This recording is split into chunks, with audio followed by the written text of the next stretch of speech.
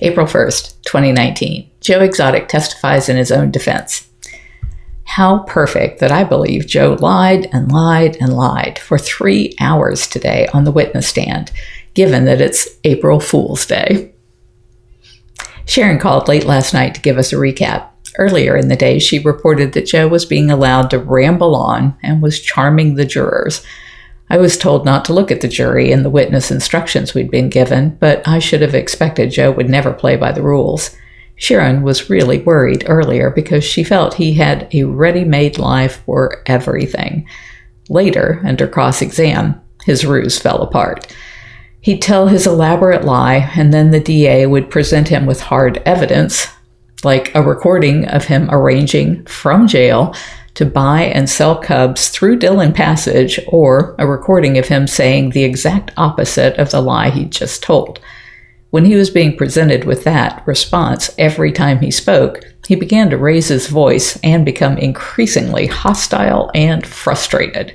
She couldn't remember any actual evidence presented by the defense, just Joe talking. That's what I expected, because what could he possibly present in his defense? I believe he's guilty and that he knows it.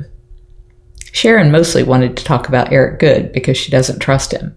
He's been working on his documentary for 5 years now, and how he teases him every time he asks to film that this is going to be the documentary without end. At the trial, Eric told us that he paid $10,000, I think, for Joe's story and video archive. Sharon told us that he paid $21,000, but her main reason for distrust was that she said her contacts at HBO said he wasn't to be trusted if she were to try and collaborate with him. Other than Howie and Jamie, I don't trust anyone. I figure that everyone will do what they think is best for themselves in the end.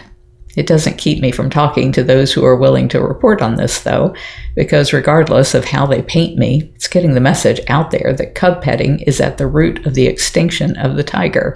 That's good enough for me. Howie and I were watching Tigerland when Sharon called, so it was too late to finish watching afterwards. We will catch the conclusion tomorrow. If you're enjoying my diary, please like, share, and subscribe. You can find other ways to connect to me over at bigcatrescue.org/Carole.Baskin.